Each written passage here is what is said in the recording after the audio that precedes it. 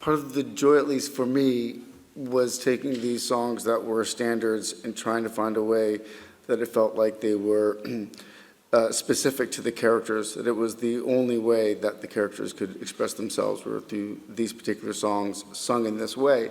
And that was part of what was, I think, an interesting point for us, because initially we started off with some references where, I had Frank Sinatra and Sammy Davis Jr. and these, legends.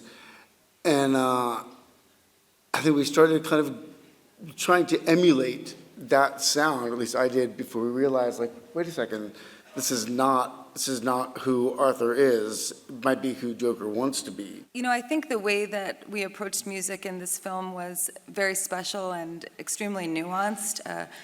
I wouldn't necessarily say that this is actually a musical in a lot of ways. It's very different. The way that music is used is to really give the characters a way to express what they need to say, because the scene and just the dialogue is not enough. And we worked really hard also on the way that we sang. And for me, it was a lot about kind of unlearning technique and forgetting how to breathe and allowing the song to completely come out of the character. And, like Todd said, he always felt like Arthur had music inside of him. And I think for me, I really wanted to help execute Todd's vision for what this could be with music.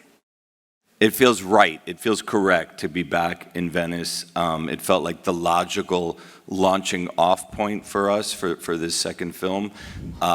We have a very strong feeling towards Venice and what happened last time, not just obviously winning the festival, but just the way the film was treated. But I will say on this one, I'm a little more nervous, and I think it's a lot easier to come in to something as the insurgent as opposed to coming in as the incumbent. And so there's a lot more expectations on a second film. And so, yeah, there's definitely a sense of more nervousness than I had with the first one.